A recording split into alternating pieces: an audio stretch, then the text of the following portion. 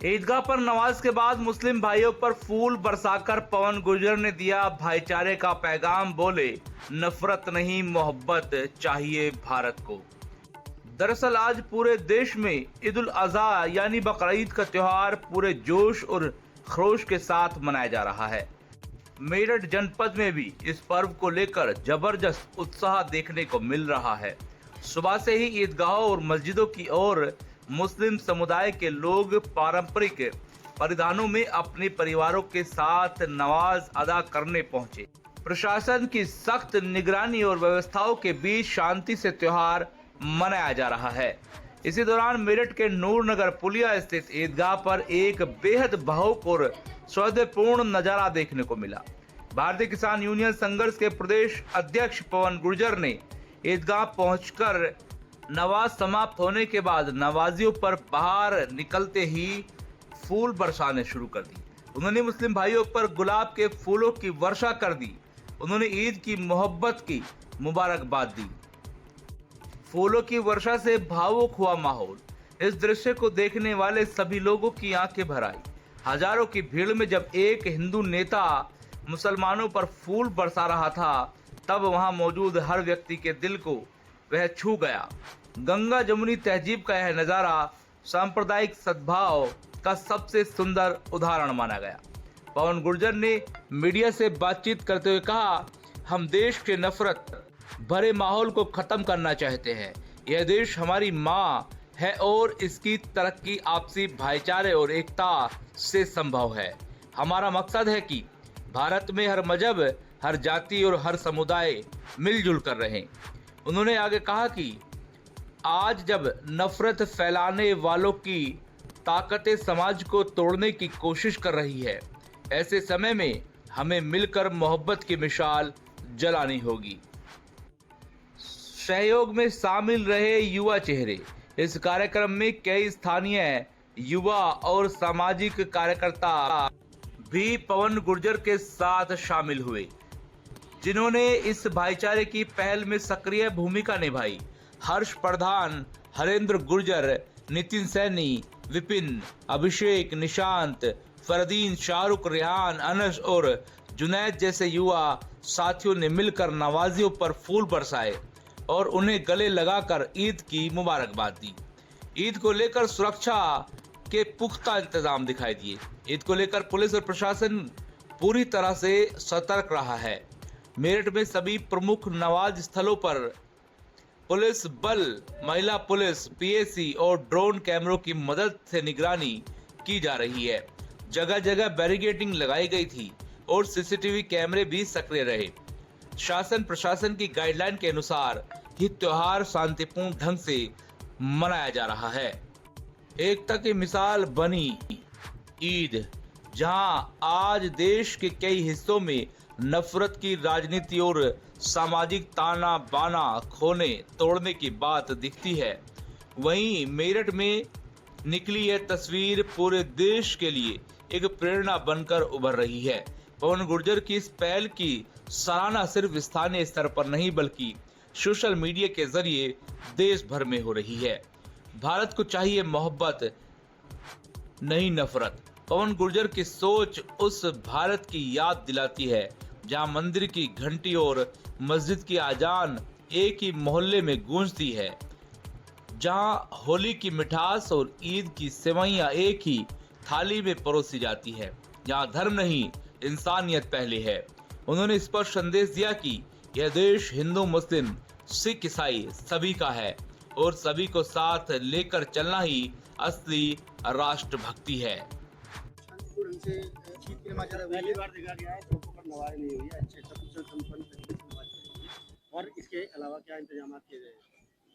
जी, जैसा कि आप देख रहे हैं सभी जगहों पर नमाज सकुशल संपन्न हुई है। नमाजी अपने घरों को लौट रहे हैं और पुलिस की चाक चौबंद व्यवस्था पूरे दिन रहेगी। प्रमुख चौराहों पर पुलिस रहेगी, पुलिस पेट्रोलिंग पार्टियां रहेंगी। साथ ही जो ट्रैफिक की हमारी टीम है और जो एलआईयू की टीम है इंटेलिजेंस की, वो भी एक्टिव रहेगी।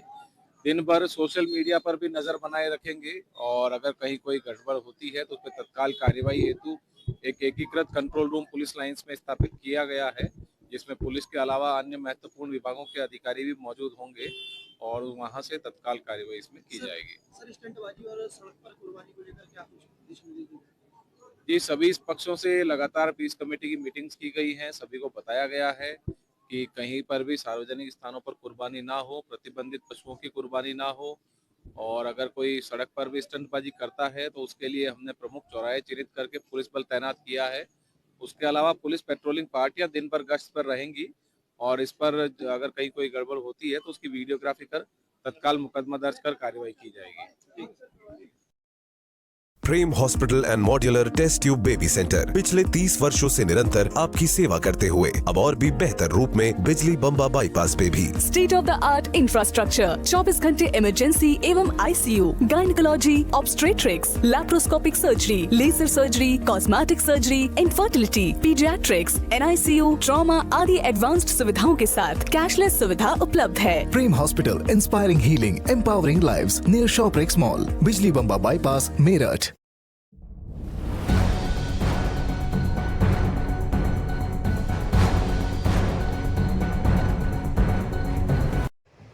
हम एक बहुत मुबारक दिन के लिए यहाँ पे मौजूद हैं। ईद उल अजहा का मौका और ये खुशी का दिन है। इस मौके पे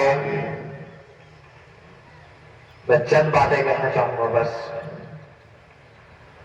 जो रसूल अकरम हज़रत मोहम्मद सल्लल्लाहु अलैहि वसल्लम के आखिरी खुतबे में से है। उन्होंने अपने आखिरी खुतबे में जो बातें कही थी वो आज उसमें मौजूद है, और वो बातें हमारे लिए दस्तूर हयात है, जैसे कॉन्स्टिट्यूशन है हमारे लिए। पहली बात, इस बात को उन्होंने जोर दिया, वो था इंसानी जान, माल और इज्जत की हिफाजत। हर मुसलमान का फर्ज है कि वो इंसानी जान, माल और इज्जत की हिफाजत करे। किसी भी आदमी को जो है बेइज्जत ना करे, किसी भी आदमी का माल ना लूटे, किसी भी बेगुनाह की जान ना ले। दूसरी बात जो हज़रत मोहम्मद सल्लल्लाहु अलैहि वसल्लम ने कही वो थी अमानत की अदायगी, जो बहुत बड़ा मसला है।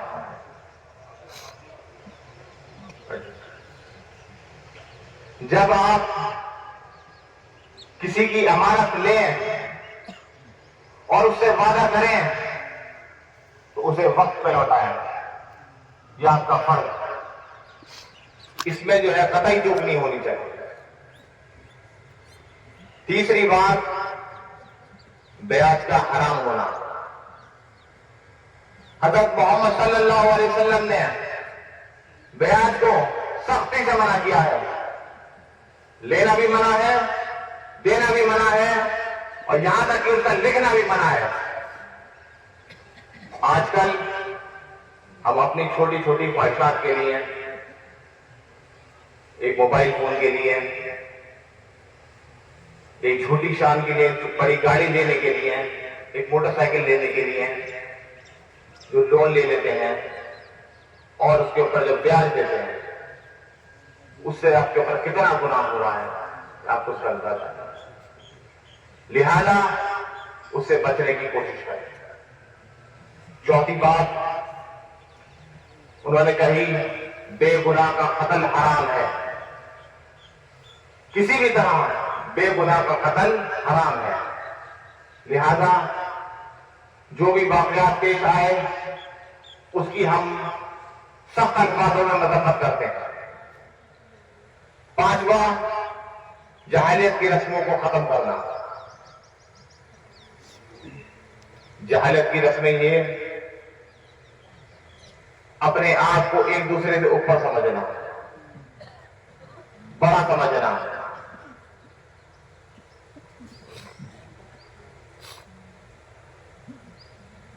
ये समझना कि मैं आला हूं, दूसरा आदमी जो है नीचा है, मैं काला हूं वो गोरा है, वो मैं गोरा हूं वो काला है, बिल्कुल नहीं। अल्लाह की नजर में हम सब एक हैं। इसके बाद उन्होंने कहा नेक अमाल, आपके हुकूक जो है आपके पड़ोसी के साथ कैसे होने चाहिए, आपके वालिदैन के साथ कैसे होने चाहिए, आपके बच्चों के साथ कैसे होने चाहिए, ये सब बता रहा है। आपको इसका सख्त ख्याल रखना है, क्योंकि आप एक नमूना हैं जीता जागता हजरत मोहम्मद सल्लल्लाहु अलैहि वसल्लम की उम्मत का। लोग आपको देख के सीखते हैं कि कि हजरत मोहम्मद सल्लल्लाहु अलैहि वसल्लम की उम्मत कैसी है। जो आपके अमल होंगे वही सामने वाला समझेगा, सबके अमल एक से होंगे। लिहाजा हमें अपने आला अखलाक पेश करने चाहिए, अपने पड़ोसियों का, हम मतलों का ख्याल रखना चाहिए, उन्हें एहसास कराना चाहिए कि हम आला अखलाक वाले हैं, मोहब्बत वाले हैं, ईमान वाले हैं। उसके बाद शौहर और बीवी के हैं। हजरत मोहम्मद सल्लल्लाहु अलैहि वसल्लम ने वाज़ेह तौर पर बता दिया कि शौहर के बीवी के लिए क्या हुकूक है और बीवी के शौहर के लिए क्या हुकूक है। तो लिहाजा इसके ऊपर सख्ती से अमल करा जाए। आठवीं बात उन्होंने कही वही कही, गुमराही से रोका। हमें गुमराह नहीं होना, किसी भी फितरे में नहीं पड़ना है, किसी भी तरह से किसी भी फिरके में नहीं बचना है। और आने वाली जिंदगी के लिए कयामत तक रसूल सल्लल्लाहु अलैहि वसल्लम ने हमें दो चीजें दी, एक कुरान पाक, दूसरा हदीस। हमें इसके ऊपर सख्ती से अमल करना और तालीम पे सख्ती से जोर देना। अगर नमाज का टाइम हो गया है, ये नमाज 2 रकअत वाजिब है, आपको नियत करनी है 2 रकअत नमाज वाजिब, वास्ते अल्लाह के जायद 6 तकबीर। इसमें पहली रकात में अल्लाह अकबर कहते हुए कायदम हाथ उठाएंगे और नियत बांधेंगे और सना पड़ेंगे। फिर अल्लाह